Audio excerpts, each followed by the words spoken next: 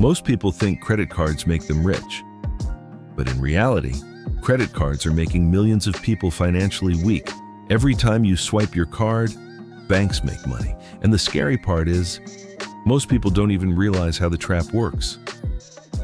A small purchase today can slowly become years of debt. That expensive phone, that fancy dinner, that online shopping. It all feels cheap in the moment. But later, interest starts growing silently, and suddenly, you're paying much more than the original price. This is how banks win. Credit cards are not evil. In fact, rich people use them very smartly. They collect rewards, they collect travel points, they collect cashback, and they always pay on time. But poor and middle-class people often use credit cards emotionally. Sad? Shop online. Bored? Order food. Want to impress people? Buy expensive things. The bank loves this behavior because emotional spending creates debt, and debt creates profit for banks. Here's where things become dangerous. Minimum payment. Banks tell you, don't worry, just pay the minimum amount. Sounds helpful, right? But that's the biggest trap, because the remaining money keeps collecting huge interest every month, sometimes 30% to 40% yearly.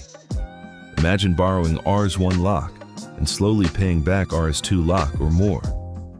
That's exactly what happens to many people. Social media made this even worse. People see luxury lifestyles online every day. Expensive cars, luxury vacations, designer clothes. Many people try to copy that lifestyle using credit cards. They buy things they cannot truly afford, just to look rich. But real wealth is invisible. Rich people invest money. Poor people spend money trying to look rich. That difference changes everything. Now here's something most people never learn. Credit cards are designed using psychology. Banks study human behavior deeply.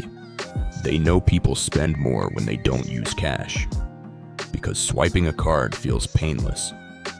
You don't physically feel the money leaving your hand, and that makes overspending very easy.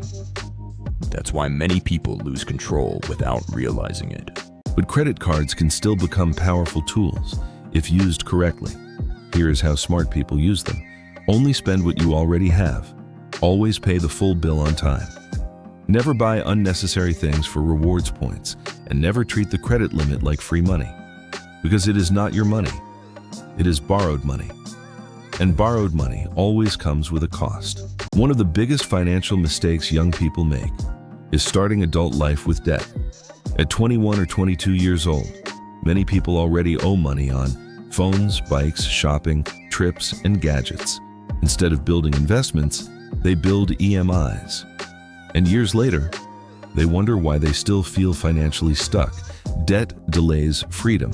That's the reality. Financial freedom is not about looking rich. It's about having control over your money.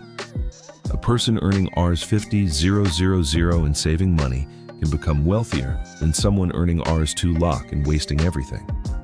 Income matters, but habits matter more. That's why learning money psychology is so important. Because wealth is built silently, through discipline, not through flashy spending. So before using a credit card again, ask yourself one question. Am I buying this because I truly need it?